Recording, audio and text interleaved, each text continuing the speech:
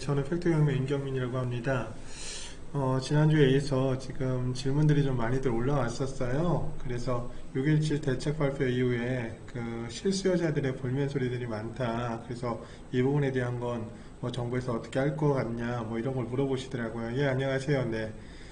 그래서 요즘에 그 대출 규제 때문에 사실은 대출 풍선 효과라고 얘기하는 그 주택담보대출 이런 것들이 좀 어려워지다 보니까 개인의 신용대출이 지금 늘어나고 있어요. 시장에서 개인의 신용대출이 늘어나고 있고, 요 개인의 신용대출로 해서 사실 이 신용대출 자금이 어떤 생활자금이나 기타 이런 걸로 들어가는 게 아니라 지금 부동산으로 흘러 들어가고 있더라고요. 그래서 좀 부작용이 우려되는 그런 부분들이 좀 있기는 합니다. 나중에 개인 신용대출 같은 경우는 원리금 부담 때문에 소비도 절약이 될 수도 있고 또 위험도가 높아져요. 그리고 사실상 3040 세대들이 멀어진 내 집 마련 때문에 사실은 다들 힘들어하고 있죠. 특히 이제 예외 기종이라고 한 것이 직장의 이동이나 자녀 교육이나 부모 봉양 시에 대출 규제를 예외로 하겠다라고는 했지만 사실 여기에서 어떤 혜택을 받기는 좀 어려울 것 같고요. 그러다 보니까 아파트에 대한 대출 규제는 있는데 연립, 빌라, 다세대에 대한 대출 규제는 없어요. 대출 규제가 없어서 그래서 요즘에는 그 대출을 연립 다세대 쪽으로 많이들 받으시더라고요. 요 연립다세대 같은 경우는 전세자금 대출 회수가 되지 않거든요. 그래서 전세대출을 제한한 건 아파트만 한정하면서 대출 규제를 피한 연립다세대 가격이 지금 들썩거리고 있습니다. 그리고 또한 그 재건축에 대한 부분도 좀 문제가 되는데 거주요건 강화가 규제가 되어 있잖아요. 그러다 보니까 자금 여력이 있는 집주인들 같은 경우, 재건축의 집주인들 같은 경우는 기존 이제 임대 계약 기간이 만료가 된 임차인들을 내보내고 공실로 그냥 집을 비워놓겠다라고 하시는 분들도 꽤 되시더라고요. 실제 세입자를 집주인이 대체를 하면서 강남 일대, 특히 그 대치동 음마아파트 이 지역을 중심으로 해서 전세 대란이 지금 심각해질 것으로 보여집니다. 사실상 6.17 부동산 대책으로 강남 재건축 아파트 주변에 전세 가격이 지금 오르고 있어요. 그 전세 가격의 오름이 그 주변 쪽으로 다들 퍼지고 있거든요. 그래서 이 강남하고 송파, 서초 이 지역을 중심으로 해서 그 인접 지역들, 이 지역들이 올 가을 전세 때 전세가 도래되는 그 시점에 가격이 많이 오르지 않을까라는 생각들을 하고 계세요. 그래서 그쪽에 사실은 투자하시는 분들이 미리 가서 투자를 하고 계시더라고요. 글쎄요, 이런 부분들을 정부가 어떻게 대처를 할 건지 사실 좀 의문스럽긴 해요. 실제 여기 집코노미 보면 1억으로 열채를 사기도 하고 정부 규제 비웃는 갭 투자자들 이렇게 나오는데 갭 투자라. 옛날부터 전통적으로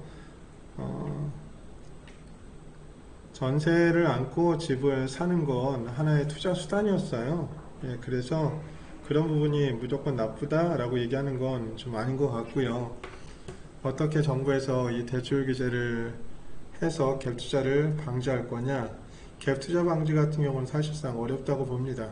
이거는 거의 불가능에 가깝고요. 오히려 그 시장에 공급을 할 수 있게끔 양도세를 좀 완화해 준다거나 이렇게 하는 것이 더 시장의 주택 공급을 원활하게 해서 전세 시장을 좀 안정시키는 그런 쪽이 되지 않을까라는 생각이 듭니다. 이건 제 개인적인 생각이에요. 그리고 재건축하고는 요즘에 다르게 재개발 사업에 대해서는 재건축과 달리 실거주 규제가 없어요. 그러다 보니까 어떤 형평성에서 논란도 빚어지고 있고 최근 이제 한남 3구역 같은 경우 그리고 인천의 그 인후 지역은 이미 재개발이 되는 곳이고 그 인접 지역들 재개발 이슈가 있는 지역들 그리고 경기도 구리시 수택동 인창동 같은 경우 이런 지역들은 이미 시공사가 선정이 됐거든요. 이런 지역의 약 80%는 그 타 지역에 거주하시는 분들이 그냥 투자를 하신 거예요. 그러다 보니까 재건축하고는 좀 다르게 이 부분에 대해서는 규제 사항이 없다 보니까 이쪽으로 또 돈이 몰리기 시작을 하더라고요. 아, 예, 안녕하세요.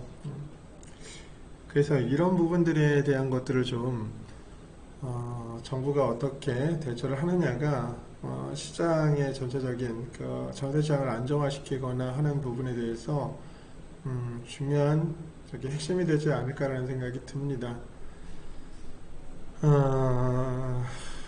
글쎄 좀 답답할 거예요. 정부에서 좀 답답하고 특히 3040 세대 같은 경우는 더 답답하겠죠.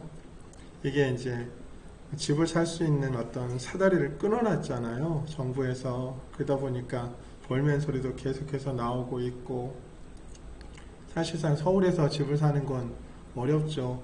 경기도 구리, 수택, 인천 같은 경우도 재개발 지역에 있었던 곳들 이런 지역들이 이제 분양을 한 것들도 있고 또 앞으로 분양을 할 것들도 있거든요. 근데 경기도 구리 같은 경우도 이미 수택동이나 뭐 인창동 같은 경우도 신규주택 들어가는 것들이 보통 9억이에요. 9억. 조합원 같은 경우는 피가 이미 그 상태에서 한 4억에서 5억 정도 이미 붙어 있는 상태고, 서울을 중심으로 해서 뭐 경기도 구리나 하남이나 아니면 성남이나 이런 지역에 뭐 재개발 사업지, 재건축 사업지, 그리고 리모델링 사업지 이런 쪽으로 해서 계속 돈이 흘러가고 있습니다. 이런 것들을 좀 막기는 좀 어려울 것 같고요.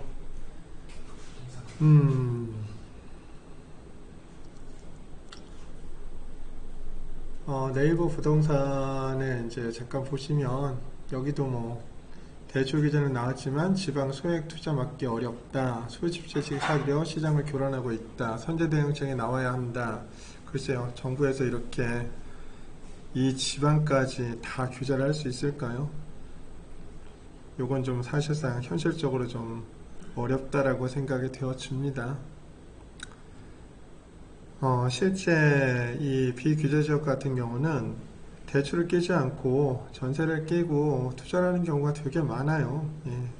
물론 서울도 이제 서울 같은 경우는 이제 돈이 많으신 자금력이 좀 있으신 분들이 그렇게 진행을 하고 계시고, 실제 송파구 오금동 같은 경우도 대지집은 8평에 건물이 한 16평 정도, 그리고 2002년식 건물인데 이게 지금 매매 금액은 한 3억 1000에서 2천 사이인데 전세 금액이 2억 5천에서 2억 6천이 나와요. 그러면 실제 갭은 5천에서 6천밖에 안 되거든요. 강남 3구에 그것도 송파구에 5천, 6천 뭐 투자를 해서 사들 만한 연립 다세대들이 꽤 있거든요. 이런 쪽은 지금 대출 규제를 못 하고 있잖아요. 그러다 보니까 가격들이 2억 한 7천, 8천이었던 것이 지금 한 불과 보름? 한 3주 만에, 2, 3주 만에 가격이 3천씩, 4천씩 이렇게 뛰더라고요. 이게 강남 3구만 국한되느냐? 그렇진 않을 거라는 거죠. 서울 25개 자치구에 전부 다 이 갭 투자를 막지 않는 이상은 주택가격은 계속해서 오를 것이다 라는 생각이 듭니다.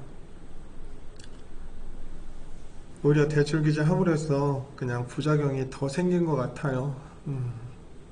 이건 그냥 시장 원리에 좀 맡겨두고 금리 부분을 좀 옥죄다든지 아니면 보유세를 조금 더 지금보다 더 한층 강화시킨다든지 이렇게 하는 것이 옳지 않을까라는 생각이 듭니다.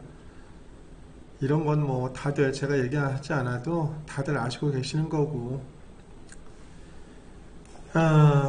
일단은 이 방송의 목적은 경매 방송이잖아요. 그래서 경매에 대한 부분들, 그런 부분들을 이제 지금부터 설명을 하겠습니다. 제가 이번 주에 보여드릴 물건이 몇 가지가 있는데요. 6월 27일, 6월 28일이네요. 6월 28일에 물건을 잠깐 한번 보겠습니다. 이거는 이제 성동구 응봉동입니다. 응봉동인데, 여기 등기상 권리는 그 매각물건 명세서, 이 매각물건 명세서를 보면, 이 매각물건 명세서에 요 최선순위 설정 등기일자, 즉 돈 받을 권리 중에 접수일자가 가장 빠른 걸 얘기하는 겁니다. 2019년도 3월 29일.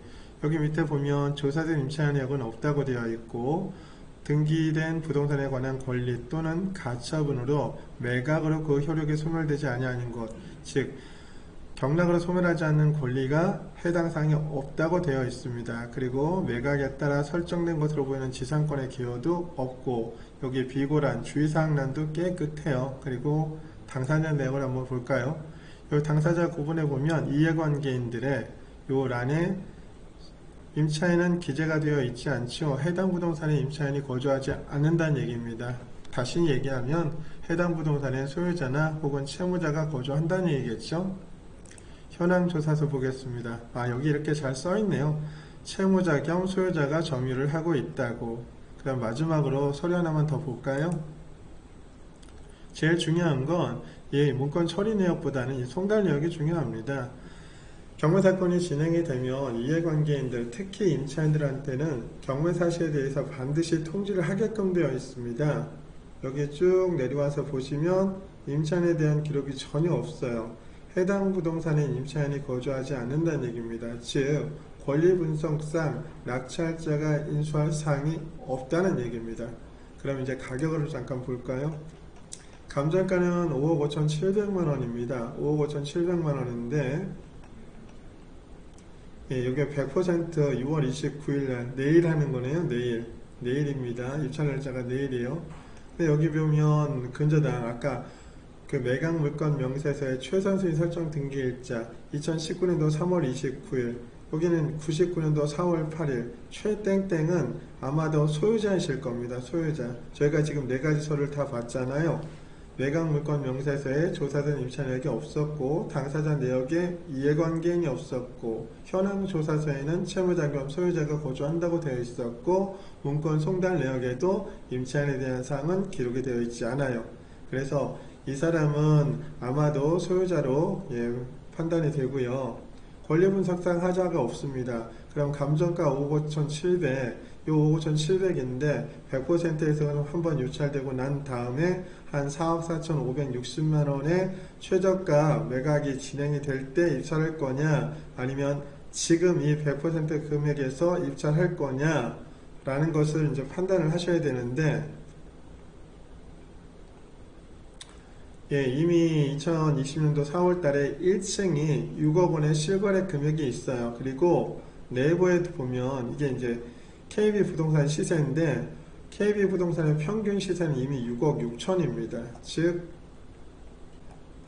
이 감정가 들어간 5억 5,700 이거보다도 1억 이상의 호가 차이가 난다는 얘기죠. 왜 그럴까요? 2020년도 6월 29일 날이 매각 기일인데, 감정평가를 한 시점은 2019년도 10월 달이에요. 약 6개월 이상, 정확히 한 8개월 정도 이렇게 갭이 벌어지죠. 그 8개월 동안 주택가격이 올랐다는 얘기입니다. 그러면 한번 유찰될 때를 기다릴 것이 아니라 현장 가서 가격을 조사해보고, 그리고 나서 100%의 입찰을 해도 무리가 없는 물건이라고 보여져요. 실제 실수요자 같은 경우는 이 지역의 위치도 괜찮거든요. 그리고 여기가 이제 주택 재건축 지역이고 응봉역이 옆에 있고, 그래서 역사나 또 주변의 개발 사항이나 이런 것들이 맞물려서 향후에도 주택 가격이 오를 만한 곳이에요.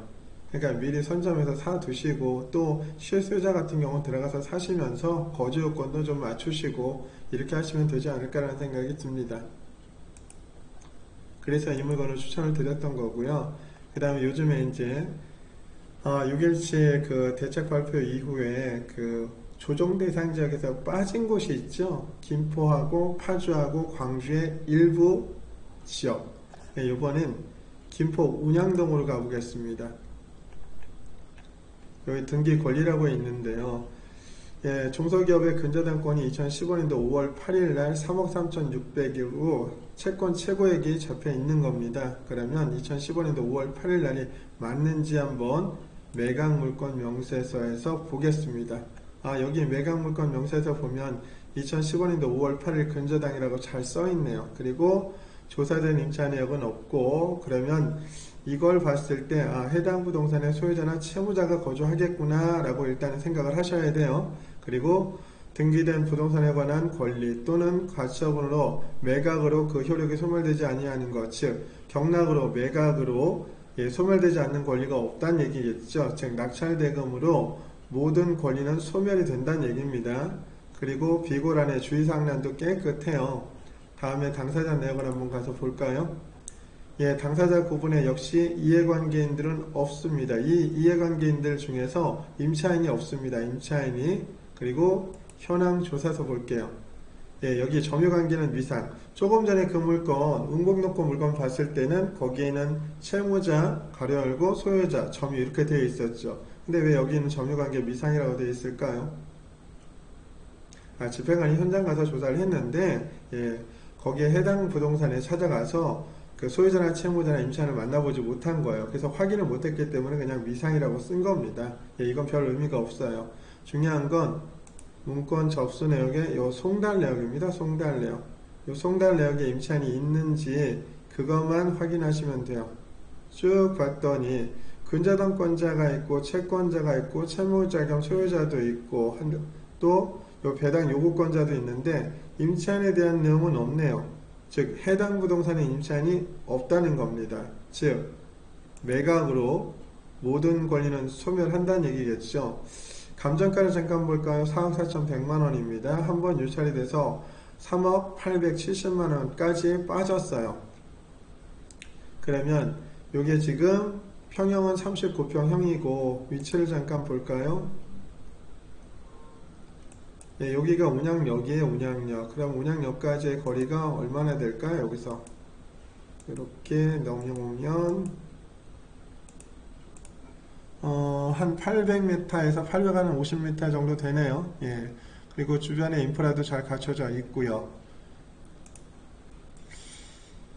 가격대를 한번 볼까요? 가격대를 지금 2020년도 5월 달에 지난달이네요. 4층이 4억대의 거래가 됐습니다. 4억대의 거래가 됐고 KB 시세를 보면 지금 4억 6천만원이에요.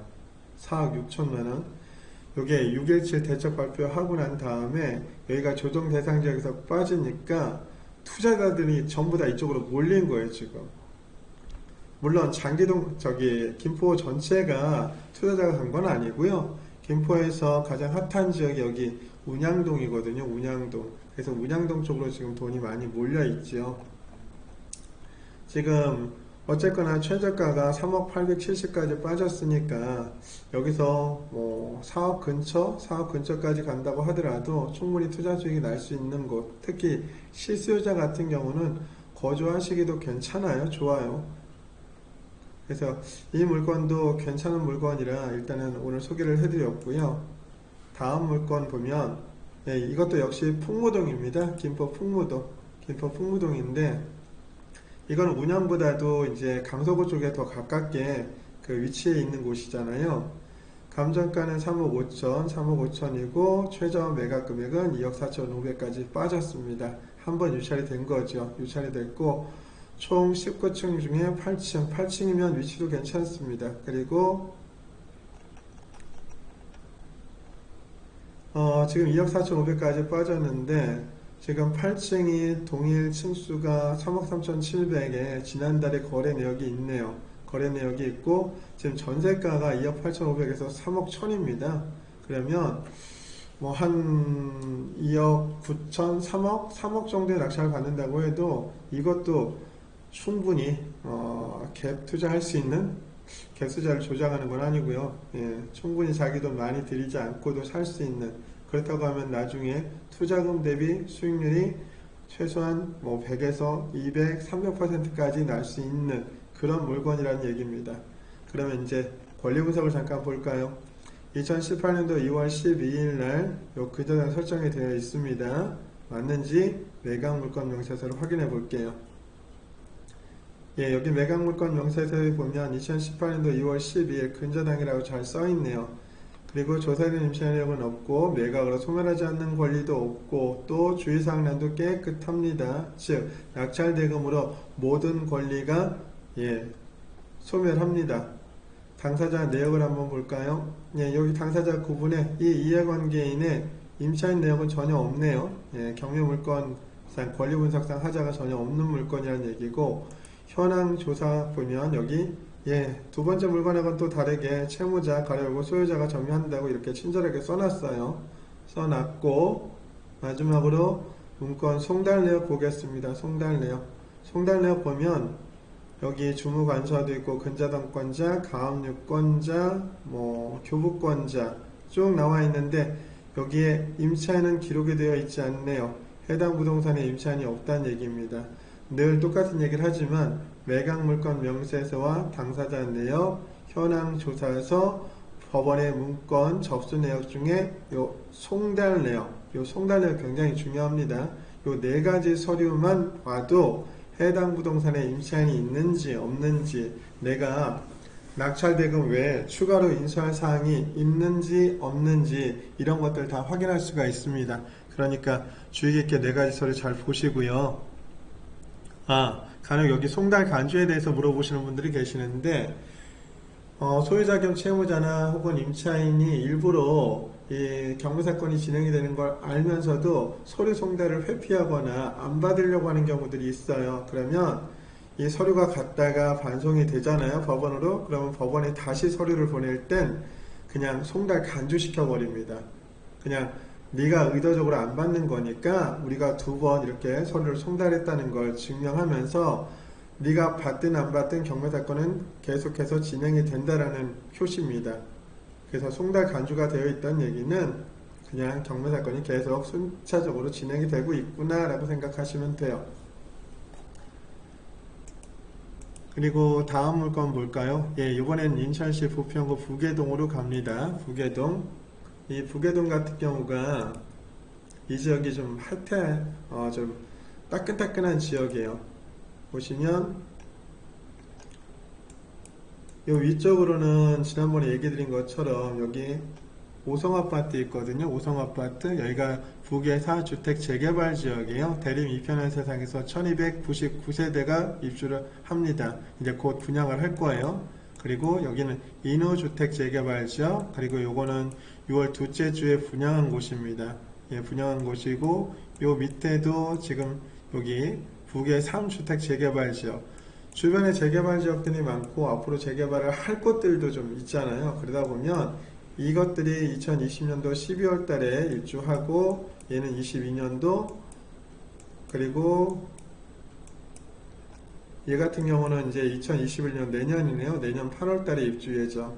이렇게 신규 아파트들이 입주를 하게 되면 주변 아파트 가격들이 같이 끌어져 올려옵니다. 그리고 이게 이제 리모델링 연한이 이미 다 지났어요. 그래서 리모델링에 대한 얘기들도 좀 있고, 이것도 실수요자 입장에서 접근해서 그냥 거주하면서 수익을 낼 수 있는 물건. 그리고 그 집에 내가 집을 예를 들어 매매를 해서 샀다라고 하면 아이가 좀 어리다라고 판단이 되어지면 한 2, 3년 뒤에 주택을 처분하고 인접적으로 또 가서 주택을 하나 사서 비과세 맞춰서 그 갭만큼 또 내가 수익을 창출하고 나오고, 이렇게 좀 한 서너 번 이상 반복하는 게 좋아요.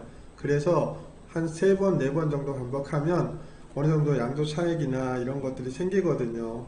9억까지는 비과세니까. 그러면 그 양도 차익 생긴 걸로 조금 더 큰 거, 그래서 나중에는 빚 없이 온전하게 내 주택을 살 수 있게끔, 그렇게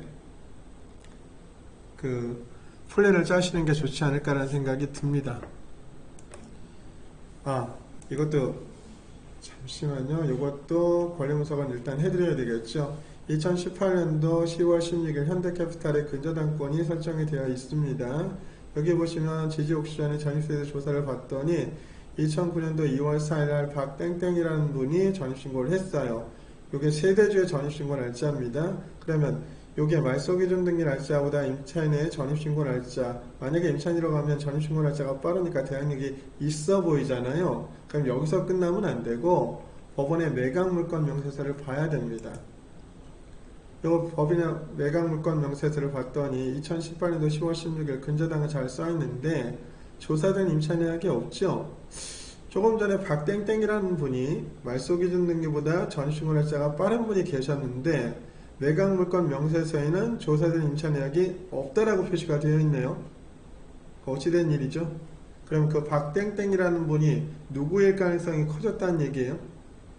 소유자 겸 채무자일 가능성이 커졌다는 얘기입니다. 그러면 다음 서류 볼까요? 당사자 내역. 이 당사자 구분에 이해관계인 중에 임차인은 표시가 안 되어 있네요. 현황 조사서 가겠습니다. 여기 채무자 가로 열고 소유자가 점유하고 있다고 이렇게 친절하게 또 다 기재를 해 주셨어요. 마지막으로 문건 접수 처리 내역 및 송달 내역에서 이 송달 내역을 보겠습니다. 송달 내역을 쭉 봤더니 교부권자, 근저당권자 뭐 이런 분들 계시는데 임차인에 대한 기록은 없습니다. 그러면 해당 부동산도 역시 임차인은 거주하지 않는다는 얘기입니다. 즉 해당 부동산에 소유자 겸 채무자가 거주한다는 얘기죠. 그러면 권리분석상 낙찰자가 인수할 사항은 없다는 얘기입니다. 이 물건도 2억 8,600의 감정가가 잡혔다가 한번 유찰해서 2억 20만원까지 가격이 빠졌습니다. 빠졌는데 지난달이네요. 이것도 17층이 4층이네. 14층이 2억 8,250만원에 거래가 됐습니다. 즉 감정가 선에서 거래가 됐다는 얘기예요. 감정가 선에서. 그러면 얘 전세 가격이 얼마냐?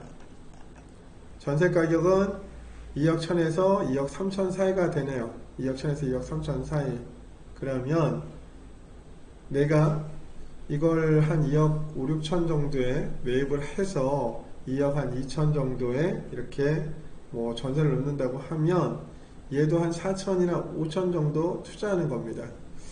이것도 나쁘지 않죠. 그런데 제가 이 방송 처음에 할 때 송파구 오금동의 다세대 주택을 얘기를 드렸어요. 그죠? 대지집은 8평에 건물 한 16평이었고 2억 7천짜리가 3억 1천까지 올라왔고 전세 가격은 한 2억 5천 정도, 그래서 투자되는 금액은 한 6천 7천 정도일 거다. 그러면 이 물건하고 이 부계동의 주공아파트 물건하고 이 송파구 오금동의 다세대 주택하고 두 개를 비교했을 때 어떤 거 사는 게 오를까요? 어떤 게 나중에 가치 상승이 더 많이 될 거예요? 보통의 경우에는 연립 다세대 요거는 사면 사는 날로부터 마이너스 이렇게 빠지지 않을까라고 생각을 하시겠지만 그렇지 않아요. 연립 다세대 가격도 꾸준하게 올라요. 꾸준하게. 그리고 인접지역에 예를 들어 재개발 지역이나 재건축 지역이 있다라고 하면 어떤 개발 이슈로 인해서 개발 압력으로 인해서 주택 가격이 얘도 덩달아 오릅니다. 그러면 똑같이 한 5, 6천을 투자한다고 했을 때 인천 부평구 부계동 주공 5단지로 갈 거냐, 아니면 송파구 오금동에 대지지분 8평의 건물 16평짜리, 즉 전용면적 16평짜리 다세대 주택을 매입할 거냐. 저라면 부동산의 위치가 굉장히 중요하잖아요. 그럼 둘 중에 굳이 사야 된다라고 하면 송파구 오금동의 다세대 주택을 사겠습니다. 부동산은 이렇게 생각하는 거예요. 어떤 내가 물건이 있어. 기존에 투자할 수 있는 물건이 있는데 이보다 좋은 것이 있으면 당연히 그걸 사는 게 맞고, 이보다 못하다 그러면 원래 내가 생각했던 대로 그냥 일 진행을 하시는 게 낫습니다. 이 물건도 인천 지역에 사시는 분은 나쁘지 않아요. 괜찮습니다. 그리고 요번에는 이제 재개발 인접 지역의 물건을 잠깐 설명을 해 드릴게요. 여기 이제 중구 신당동입니다. 신당동. 여기 중구 신당동인데 여기가 신당구 주택 재개발 지역이에요. 신당구 주택 재개발 지역. 신당구 주택 재개발 지역이라고 했습니다. 신당구 주택 재개발 지역. 여기 신당동 갈게요. 여기 보시면 이게 클린업 시스템이에요. 클린업 시스템. 이 클린업 시스템인데 여기 신당구 주택 재개발 정비사업 조합에서 이게 432-1008번지입니다. 조합 설립 인가가 났어요. 진행 단계는. 그리고 이 클린업 시스템에서 중요한 건 다른 건 다 필요 없고 요 사업 개요가 중요합니다. 사업 개요가. 요 사업 개요를 보시면 여기 토지 등 소유자 수가 153명, 조합원 수는 맥스 153명이라는 얘기입니다. 이보다 줄을 거예요. 그리고 여기 보시면 분양가구 수가 나오죠. 분양가구 수. 분양가구 수가 266가구. 이거 소형단지라는 얘기입니다. 소형단지.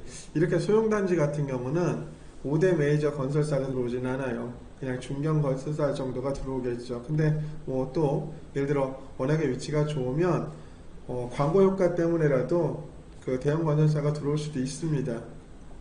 그러면 저는 여기 신당구 주택 재개발 지역을 얘기하려고 하는 게 아니라 다른 지역을 얘기 드리려고 하는 겁니다. 여기 신당10 주택 재개발 정비 사업조합 신당동 236-100번지대인데 이번에 이제 기본 계획만 수립되어 있는 상태예요. 아무것도 없다는 얘기예요. 지금 여기 보시면 아무것도 나와 있는 게 없어요. 여기 사업 계획에도 아무것도 나와 있는 게 없습니다. 그러면 여기가 위치가 어디냐? 위치를 잠깐 보여드릴게요.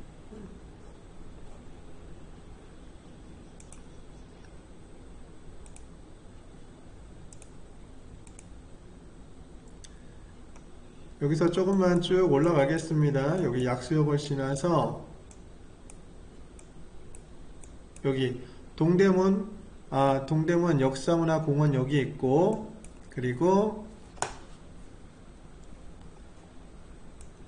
여기에 이제 신당역이 있죠. 신당역이 있는데 여기 한영고등학교가 있습니다. 한영공업고등학교. 요 한영공업고등학교 요 맞은편 여기입니다. 여기 요 라인 여기에요. 여기가 신당 10주택 재개발 사업지입니다. 그러니까 여기 같은 경우는 이제 기본 계획만 수립이 돼서 향후 어떻게 될지는 몰라요. 근데 이 지도를 보시면 여기가 구획 정리가 제대로 잘 안 돼 있지요. 안 돼 있고 과소 필지도 많고, 또 실제 이 지역을 가보면 호수 밀도가 굉장히 높아요. 노후도도 심하고, 서울 같은 경우는 노후도, 호수밀도, 과소필지, 그 다음에 적도율, 요 네 가지 중에 두 가지가 해당 사항이 되면, 특히 이제 그 노후도는 당연히 맞춰줘야 됩니다. 그러면 재개발 사업지로 지정이 돼요. 그래서 저라면 아까 요 신당동 요 경매사건 번호는 2019 타경 10705 다세대 경매사건이거든요. 이 물건 요거 입찰 들어가 보는 것도 괜찮고요. 그리고 그 신당 10주택 재개발 그 기본계획 수립되어 있는 곳 거기 가셔서 전세 끼고, 그리고 나서 내가 뭐 투자할 만한 물건이 있는지 이런 걸 좀 찾아보시는 것도 괜찮습니다. 그러면 일단은 이 물건에 대한 권리 분석을 잠깐 하자면, 감정가 2억 2,300만원입니다. 2억 2,300만원이고 한 번, 두 번 유찰이 돼서 1억 4,272만원까지 빠졌어요. 그러면 권리 분석상에 하자가 있어서 가격이 빠진 거냐? 예, 그런 것 같진 않습니다. 한번 찾아볼게요. 2017년도 11월 15일 날 요 근저당권이 설정이 되어 있습니다. 근저당권이 설정이 되어 있어요. 매각물건 명세서 볼게요. 요 매각물건 명세서를 보면 2017년도 11월 15일 근저당이 설정이 되어 있고, 여기 임차인이 있습니다. 임차인이 있고, 요게 전입신고날짜가 2018년도 1월 8일, 2018년도 1월 8일, 다 2018년도 1월 8일 날이에요. 즉 최선생 설정 일자보다 임차인의 전입신고날짜가 늦습니다. 그러면 이 경우에는 낙찰자 인수상이 발생하지 않아요. 즉 임차인의 대항력이 없는 물건이라는 얘기죠. 당사자 내역을 한번 더 볼까요? 여기 임차인 분명히 있어요. 여기 임차인이 있습니다. 여기도 임차인이 있고, 누굴까요? 임차인이 요 두 임차인은 여기 개인이 있고 주택도시보증공사, 주택도시보증공사입니다. 요 임차인이 주택도시보증공사로부터 보증을 받고 전세대금 납부하고, 그리고 여기 거주하다가 본인은 이제 다른 데로 이주를 하신 거예요.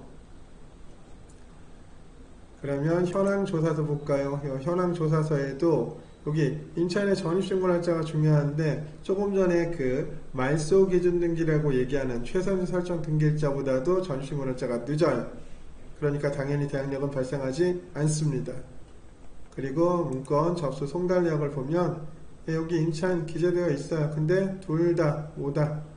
말소기준 등기 이후에 전입신고했기 때문에 매각으로 소멸합니다. 즉 낙찰자 인수사항은 없다는 얘기예요.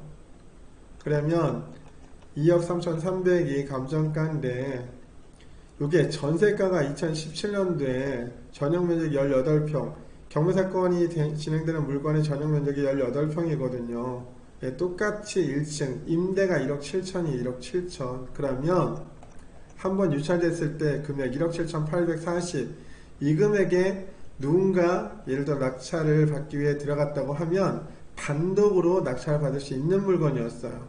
그런데 보통의 사람들, 그냥 저하고 똑같은 보통의 사람들이 이런 생각을 하죠. 아, 한번 유찰이 됐는데 이 지역이 개발 이슈도 있는 지역이고 또 건물 상태를 봤을 때도 컨디션이 나쁘지 않아. 그런데 최저 매각 금액에는 유찰이 안 될 것 같아. 나는 오늘 몸도 아프고 또 뭐 개인적인 사정도 있고 일도 봐야 돼. 그래서 어차피 내가 들어가 봐야 낙찰 못 받을 것 같으니까 그냥 유찰하지 말아야 되겠다 라고 거의 대다수의 사람이 비슷한 생각을 한 거예요. 만약에 이 금액에서 누군가 들어갔다면 단독으로 낙찰을 받을 수 있는 물건이었어요. 아마 여기에 8월 12일 날은 전 금액을 상회하는 금액으로 낙찰이 될 겁니다. 경매사건 물건 중에 좋은 곳이 있으면 그냥 1년에 내가 한 2건 정도만 낙찰받는다고 생각을 하고 꾸준하게 입찰을 하는 거예요. 제가 아시는 분들은 80% 플러스 100만원이나 혹은 80% 플러스 아파트 같은 경우는 뭐 1000만원 이 정도만 써서 실제 입찰가를 그렇게 기록해서 낙찰받는 분들이 계세요. 이 물건도 비슷한 물건에 속할 수 있었던 거라는 거죠. 어찌됐든 간에 이 물건 같은 경우도 전세가격이 꽤 높은 지역이라 이거는 사서 나중에 임대를 오셔도 투자금을 거의 대다수 회수할 수 있는 물건이에요. 그러니까 이런 쪽의 물건들 꾸준하게 보시면 돼요. 대출이 안 나온다? 그냥 빌려서 하셔도 돼. 그리고 내가 빌려서 1순위로 근저당 잡고 내가 은행 이자를 보다 더 높은 금액으로 내가 너한테 이자를 줄게. 그리고 나중에 내가 전세를 뽑으면 이제 전세를 뽑으면 전세를 다시 리턴해서 반환받으면 보증금을 받으면 제가 그냥 설정 말소하고 채무 변제하면 되잖아요. 투자할 수 있는 방법은 여러 가지가 있어요. 돈이 없어서 투자를 못하는 게 아니라 의지가 없어서 투자를 못하는 거예요. 그리고 더 물건을 소개하는 건 오늘은 그만하고요. 5건 정도가 딱 적당할 것 같아요. 그냥 일주일에 한 5건에서 많아봐야 한 10건 내외 이 정도면 딱 괜찮지 않을까라는 생각이 들고, 지난주에 저한테 질문하셨던 분 중에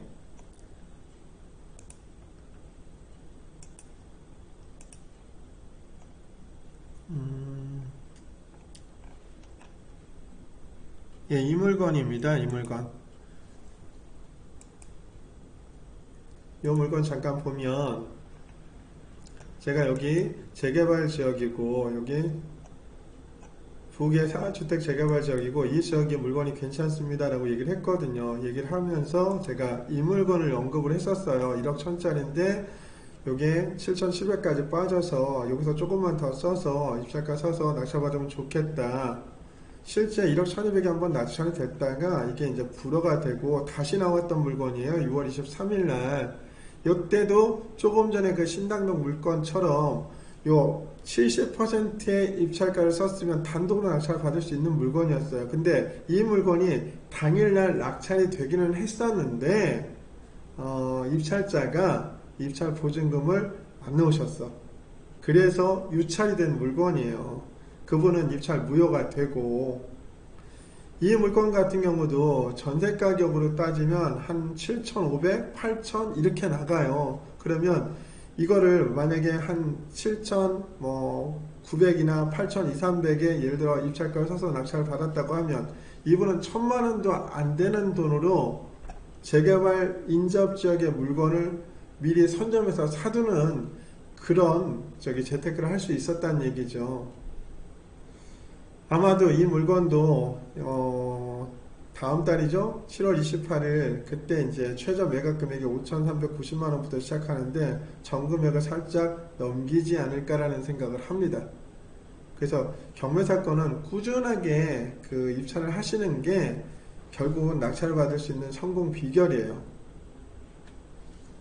이 경매 사건, 이 팩트 경매 이 채널을 보시는 분들은 그냥 꾸준하게 내가 재테크 상품 중에 그냥 주식 채권도 있고 부동산 경매도 있는데 이 경매에 대해서 내가 관심을 갖고 조금씩 이렇게 공부도 해 나가면서 그냥 입찰도 좀 해보고 이렇게 해야 되겠다라고 생각을 하시고 이 부동산 시장에서 절대 발 빼지 마시고 그냥 꾸준하게 입찰하시면 좋은 결과가 있을 거라고 봅니다. 그러니까 여러분께서도 좀 화이팅 하시고 그리고 좋은 결과 만들어 나가시길 바랍니다. 질문 혹시 있으시면 질문 있으시면 얘기하시면 거기에 대한 제가 답변을 드릴게요. 1주택자는 경매 대출 받아야 할 경우 무조건 비규제 지역만 봐야 되나요? 1주택자요? 아니요, 그렇지는 않아요. 그렇지는 않습니다. 그냥 규제 지역 보셔도 돼. 규제 지역 보셔도 되는데 가격이 그럼 좀 무겁지 않은 걸 하셔야 되겠죠. 무겁지 않은 거. 무거우면 어디 가서 돈을 빌려오는 것도 사실 힘들잖아요. 그러니까 조금 전에 이렇게 이물건처럼 이렇게 작은 물건들 있잖아요. 이 작은 물건들 이런 것들 충분히 하실 수 있어요. 그러니까 그냥 못한다라고 생각을 하지 마시고 꾸준하게 하시면 됩니다. 저도 감사합니다. 일요일날 아침부터 방송 들으시냐고 고생하시고요. 고생하셨어요. 정말로 수고하셨고 다음 주에도 조금 더 좀 괜찮은 물건들 이런 걸 소개시키기 위해서 제가 물건도 좀 검색을 해보고 현장도 좀 갔다 오고 또 현장 가서 어떻게 그 지역이 움직여지는지 그런 부분에 대한 것도 제가 설명을 해 드리도록 하겠습니다. 오늘은 방송 여기서 마치고요. 다들 건강하시고 한 주 동안 편안하게 잘 생활하시기 바랍니다. 감사합니다. 고맙습니다.